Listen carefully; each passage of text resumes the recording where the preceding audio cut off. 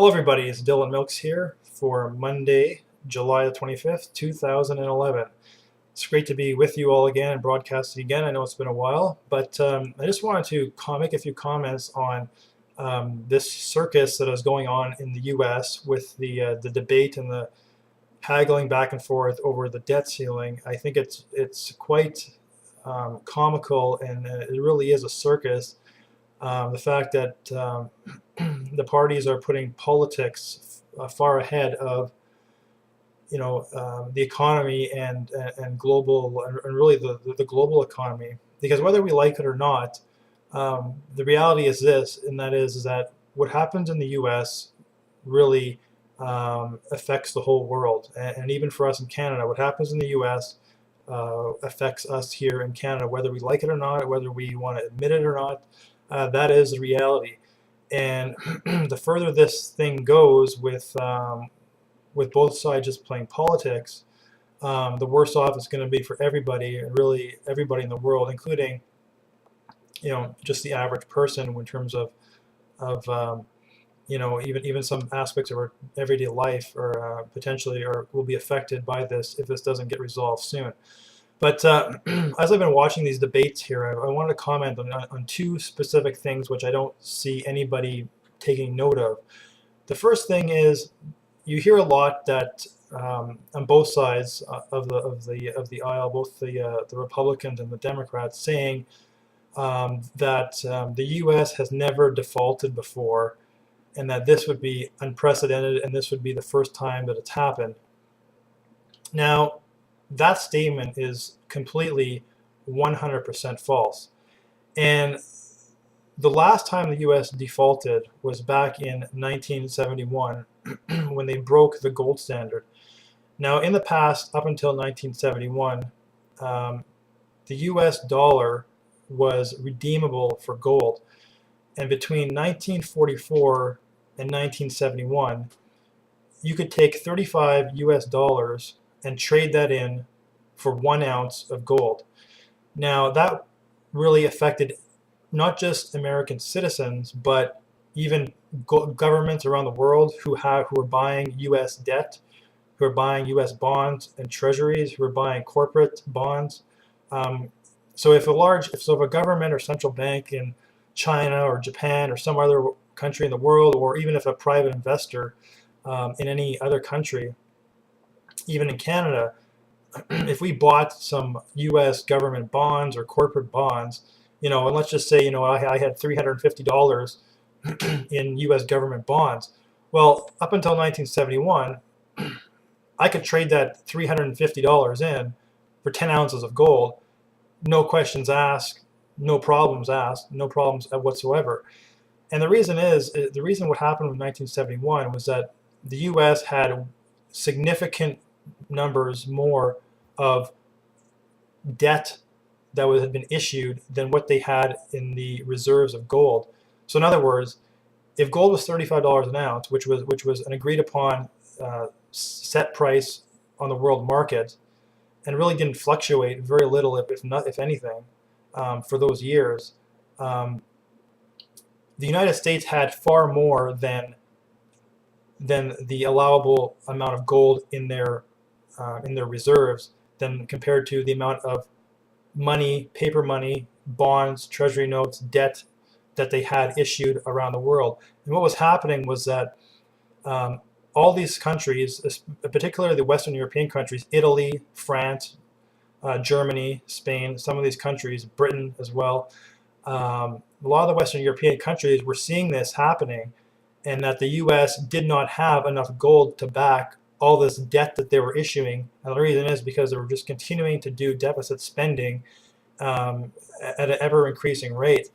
And so what was happening was that countries like France and Italy and Spain and some of the other Netherlands, some of the other European countries got smart about it and said, "Oh shoot, the U.S. is just doing all this deficit spending, and they don't have the necessary amounts of gold to back what they're spending and what the money they're printing and the debt they're issuing."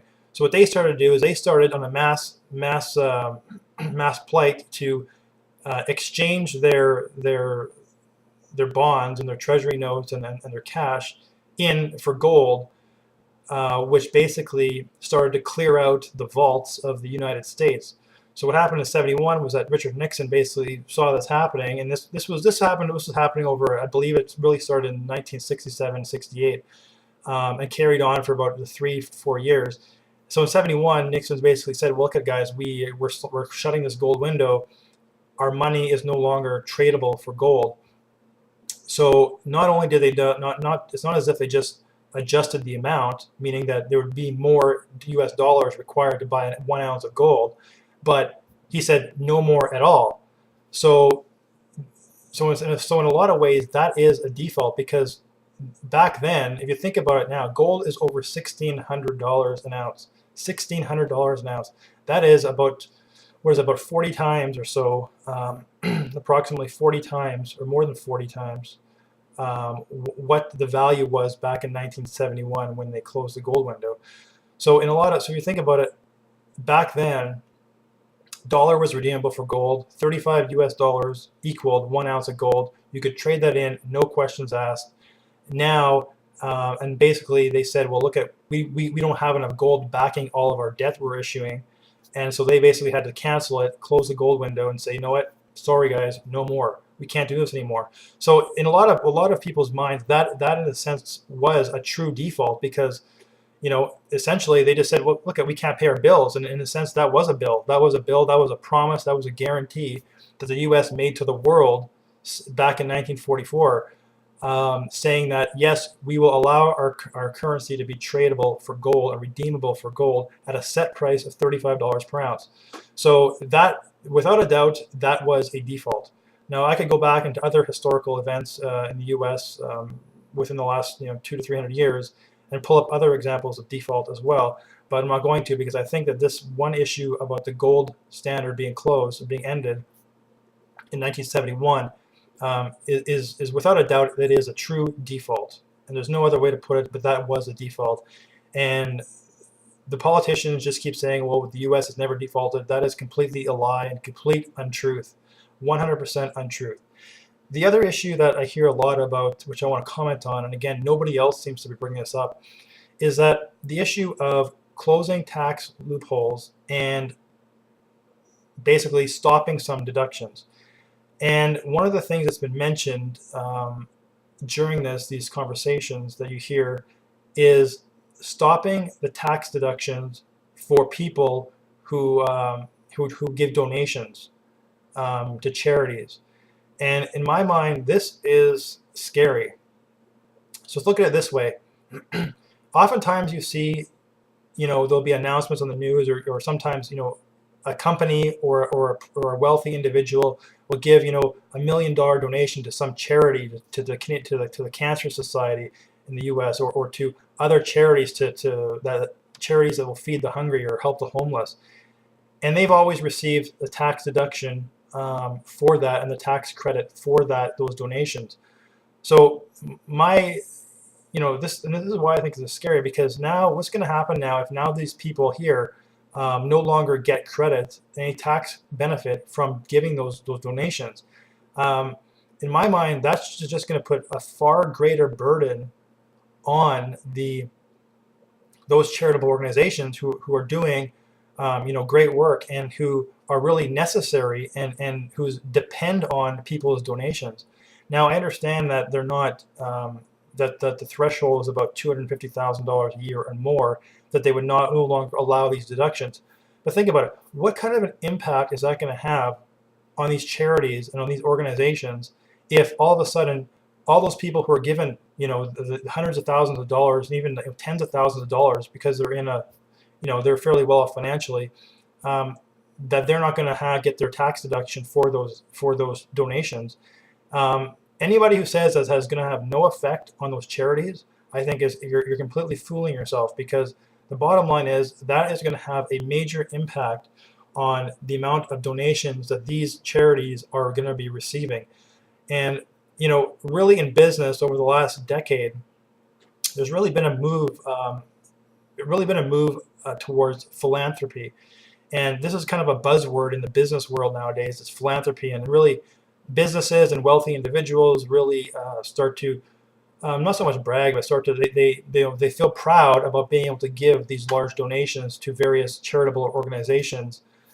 And again, what will happen now when all of a sudden the government closes that window and says, look at guys, you're not going to get your tax deduction for this $1 million donation, or you're not going to get this tax deduction for this $100,000 donation or $50,000 donation because you make over $250,000. So my concern is that this is going to have a major impact on the charities, and they're going to suffer, I believe, greatly because of this. And the unfortunate thing is that not only do I think that's a completely wrong decision, but the reality is that what's going to happen is that the burden of this is going to fall back on the government. So because of the revenue shortfalls, or because there are going to be people who are not going to donate or donate as much because of the lack of tax deduction that they would have got in the past, the fact that they're not getting any tax deduction anymore. So that concerns me greatly, because this is going to mean now that those charitable organizations are going to be struggling greatly. They're going to have a lack of revenue. Certainly revenue, their donations are certainly going to go down.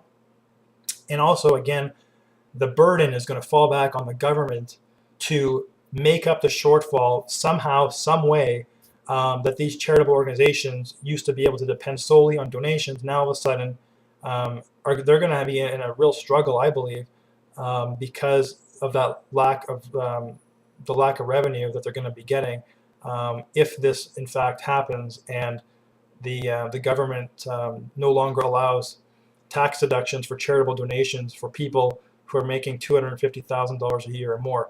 That's completely the wrong decision, the wrong choice. And in my mind, it's just one more example of how the government is moving towards a system where they want people and businesses to be dependent upon them rather than being independent of the government. Rather than people being able to fend for themselves and live their lives on their own without government help and government intervention, and businesses as well, this is moving it towards, again, one more example of how our world is moving more towards government intervention, government dependency. So, we can think about what would happen today if the Winnipeg Harvest, let's say, for example, if the federal government changed the laws and said, look at anybody who donates money to Winnipeg Harvest, or pick your charity, no longer is getting a tax deduction if you make X amount of dollars or more. That's going to have a major negative impact on not only on the charities, on the people that they help. And again, it's not just it could be anything from charities that help the homeless, feed the hungry, charities that are involved with research, medical research. It's just a very, very concerning issue, and just one more example of how the government wants to get involved more and make more people and more businesses dependent upon it, rather than creating a society where people are independent of the government and don't need the government to do things for them, but where people have the personal freedom and liberties to make their own decisions with their money and their life, rather than being dependent and needing the government to be there for them. So I just want to point out those things because they've really concerned me. They've really been on my mind a lot as I've been watching this debate. And let me know what you guys think about it, and take care, and we'll talk to you again soon. Bye for now.